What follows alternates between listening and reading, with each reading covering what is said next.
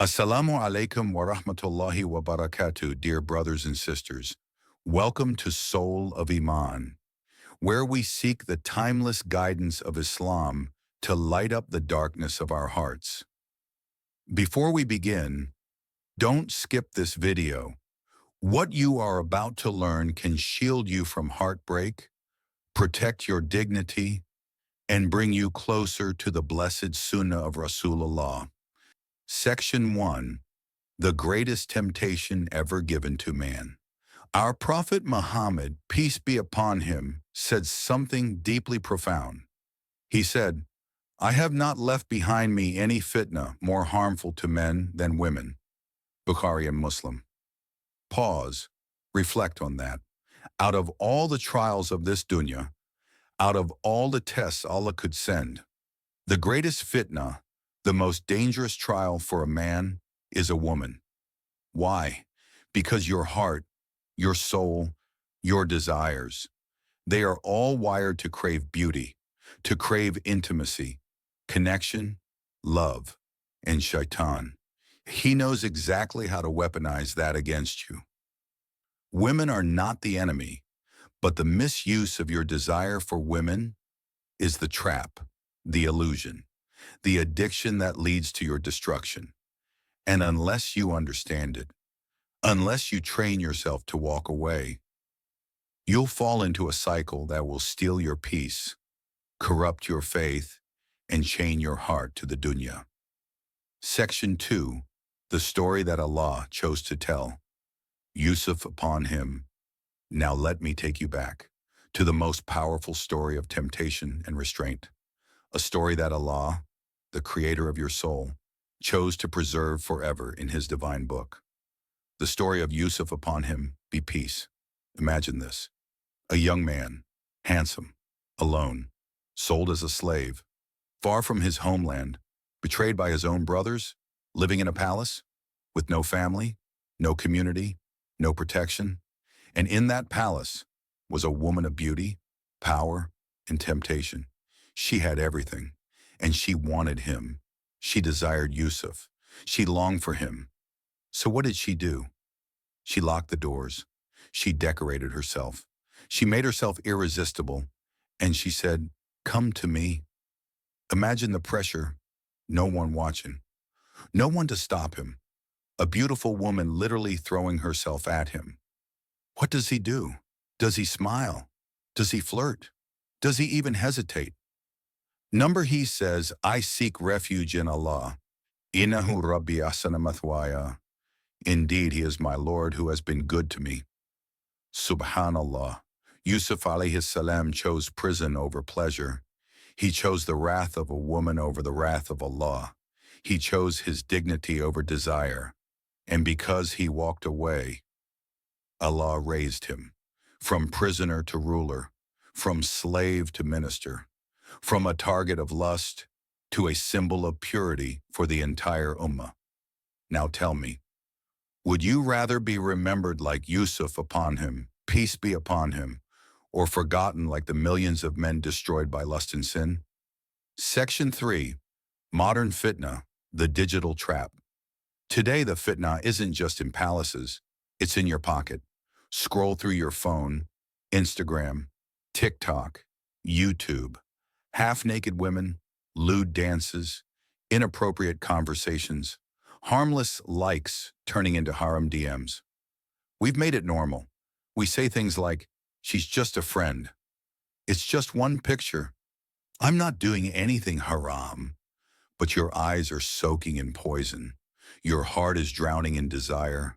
And your soul is getting used to sin, desensitized, hardened.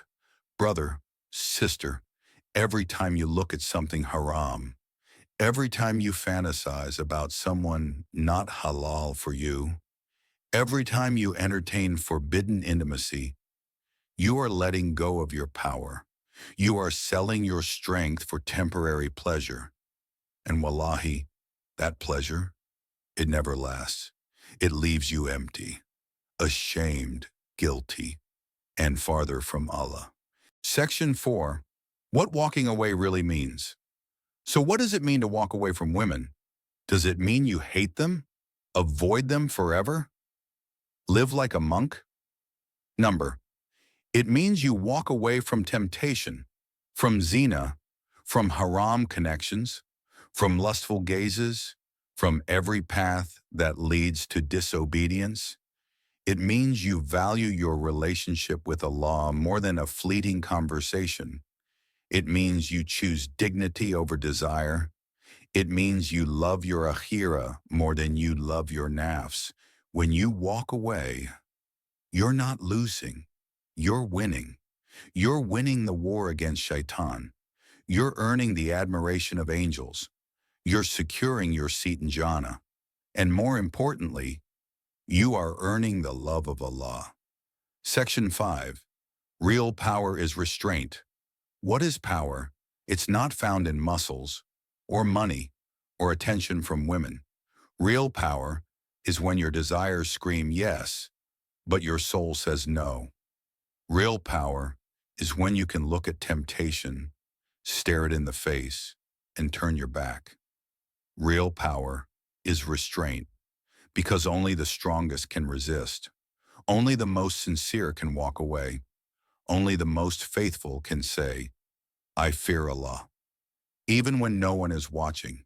And Allah promised, whoever fears standing before his Lord and restrains himself from desires, for him is Jannah. Surah An-Nazi'at 79:40-41. You want Jannah? Then learn to say no, even when everything inside you says yes. Section 6. Haram love versus halal. Love. Let's talk about something you rarely hear anymore. The difference between haram love and halal love. Haram love begins with excitement and ends in regret. It starts with butterflies and ends in betrayal. It's thrilling in the beginning and poisonous in the end. Why? Because anything built without the blessing of Allah will collapse, and love without Allah will eventually become punishment. But halal love is peace.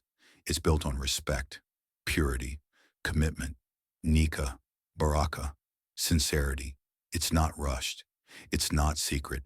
It's not shady. It's not built in the dark. It's blessed in the light. So don't settle for haram scraps when Allah has written pure love for you in halal. Section 7. How to walk away, step by step. You're asking yourself, how do I actually do it? How do I walk away when I'm addicted? When I'm emotionally attached? When I feel weak? Here's how. Remind yourself of Allah constantly. Build a real relationship with Him through prayer, Quran, dhikr, tawbah. Know your worth. You're not a slave to your urges. You are a servant of the Most High. Guard your eyes. Lower your gaze. Block accounts. Unfollow temptations. Don't negotiate with sin. Surround yourself with the righteous. You are the average of your 5 closest friends. Choose wisely. Replace haram with halal. Don't just walk away, walk towards something better. A goal, a purpose, a spouse, a mission. Fast. Often. The Prophet said it reduces desire. It strengthens your soul. Don't underestimate it. Never stop making dua. Cry to Allah. Beg Him. Whisper to Him. And He will open a path out of darkness. Section 8. Your legacy is being written. Every day you are writing your story, and on the day of judgment, your story will be read out loud in front of all of humanity. What will it say? Will it say, he was weak and gave in? Or, he was tempted and walked away? Will the angels testify that you chose Dunya, or that you chose Allah? You are not an animal. You are not your desires. You are a slave of Allah, born to rise, born to lead, born to resist. So here's my message to you. Don't chase women, chase Taqwa. Don't impress them, impress Allah. Don't fall for their attention, fall into sujud. Don't love someone who takes you away from Allah. Love the one who always brings you back. Because if you walk away from what displeases Allah, He will give you what your heart truly longs for. Hold on, be patient. Victory is near. Paradise is near. You just have to walk away.